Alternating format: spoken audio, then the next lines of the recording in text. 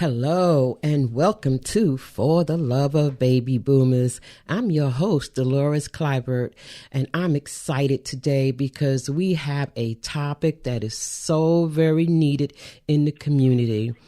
And it's about caretaking, being a caretaker, and everything that comes with it.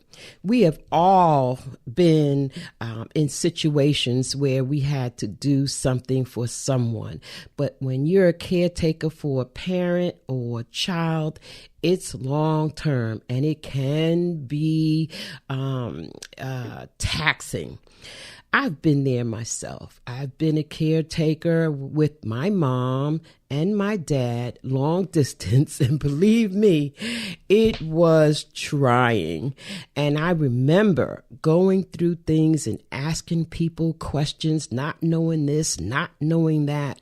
Well, today we have a guest, Terri Davison, who happens to be my cousin, by the way.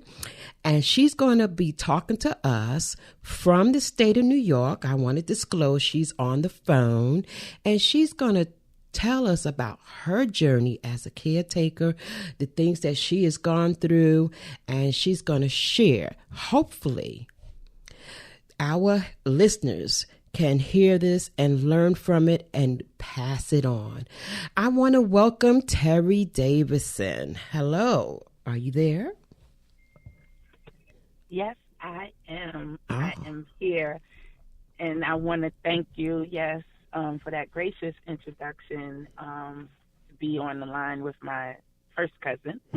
Yes, first cousins. Dolores, yes. I appreciate it, and this opportunity. You're welcome. Yes. So, Terri, you have had a journey, and your journey is... It's with your mom, and right now, the most recent. I would like you to talk to us about your journey and how it all began and the things that you have gone through. Woo, that's a lot. Yes. And like yourself, I was there as a caregiver alongside with my mother for my dad as well. But the journey was different when it came down to my mom. I was working full time and everything else. And at the time when I stopped working, I went with her to a doctor's visit, and the doctor said, I think you need to look into bringing your mom living with you because she's been forgetting stuff. And I'm like, didn't think anything of it. And I was like, okay, it was hard to get her to do that. From the moment that my dad died, I wanted her to live with me, but she wanted to be on her own. And I understood that, and I respected her wishes. But then it got to a time where, I didn't want her to be alone. And God forbid something happened. So she finally did agree to come and live with me and my family. And having her there and experiencing it, I didn't think it was anything wrong. She came to me. She was on about 10 different medications for all of these things. Oh, wow. And I'm a prayer warrior. And I'm a believer in Christ. And I prayed, and she prayed alongside with me. And within, I'll say, 6 months of her living with me, she was removed off of all medication. She no longer had high blood pressure. She, the things that she was struggling with, the cholesterol, everything. That even was to 10, the point of wearing glasses. 10 different medications Yeah. you're talking about. Okay. Yes, they even had her on medication to lose weight. And I'm like, you already lost the weight. Why are you still on this? So, and the medication, something that they forget is, the dosages has to go based off of your body. Your body weight and height. And yes. she used to, and she used to be a 200-300 pound woman. And now she's like a one. At that point, she was like a 170. And that medication was just too much for her. But in the midst of it, I watched how God healed her. You know, she was just having a lot of issues with her legs. And then was diagnosed with, what is that? Multiple myeloma, as well as dementia. Okay. And that's when I started, you know, changing what we was eating, doing.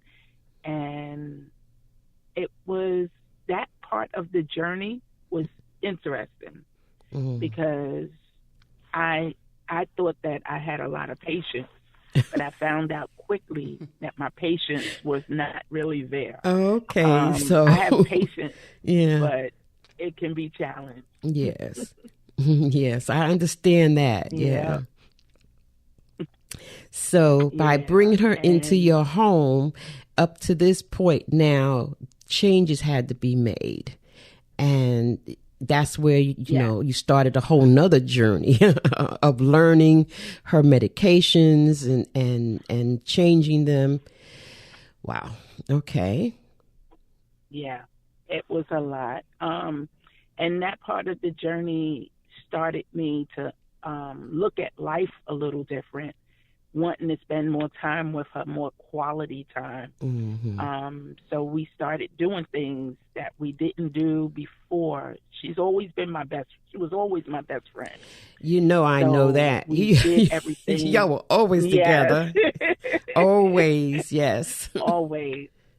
You know, so that was something that, you know, we was not going to let go of.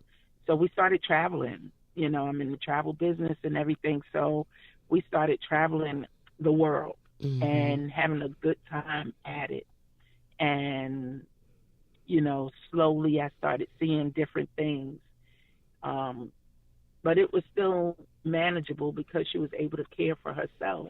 But when I realized that she couldn't, it was a laughable moment for me because I said, okay, it's time to get ready. Let's head out. We're going out shopping. We're going to do this. We're going to do that. And she came out. She was ready to go. But I stood there and I just had to laugh.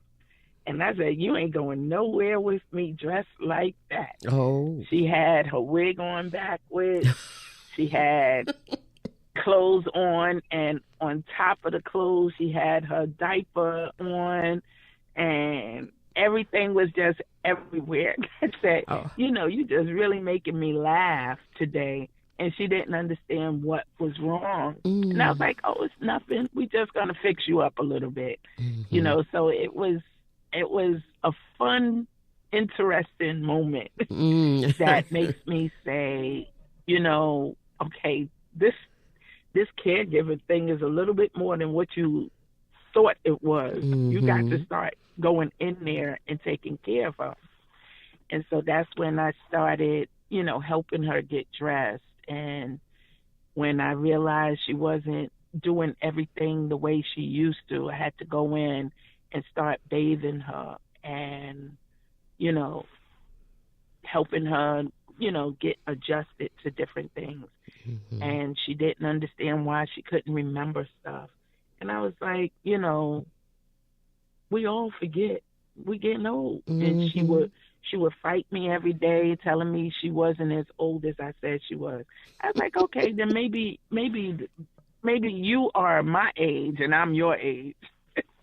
And she said, yeah, I believe that's right. So it was a journey learning different things about what was required of the caregiving. It was more than just taking her back and forth to the doctors at that point. Right. It was deeper. It was preparing meals. It was preparing clothes, preparing her body, helping her, adjusting with her. And then we went through a phase where I did not get to sleep because she started sundowning. Okay, explain that to the audience. That sundowning is when they literally, you know, the sun is going down. So for her, it was at 5:00. It will start. It was like she would just switch to a totally different person and become agitated, irritated, argumentative, and, just really out of control. And that's the time that was the hardest for me, because I didn't know how to deal with that, because I was responding. I had attitudes. I was sharp with my words, and I didn't know everything about dementia. And what was crazy, I sat there and I was like, wow, I have a degree in psychology, but it never prepared me to have to deal with it face to face. Yeah, one-on-one. I was able to deal with it. Yeah, it was a total different hit. And to be able to witness that, it was hard. It was really difficult at times for me. And it was definitely difficult for her. But as we continued, I started to find, there's got to be a better way. I searched, like you said. I used to call you up and be like, well, where did you take my auntie? What did you do? And so you started. You didn't have that much help either. No, I had to learn as it came.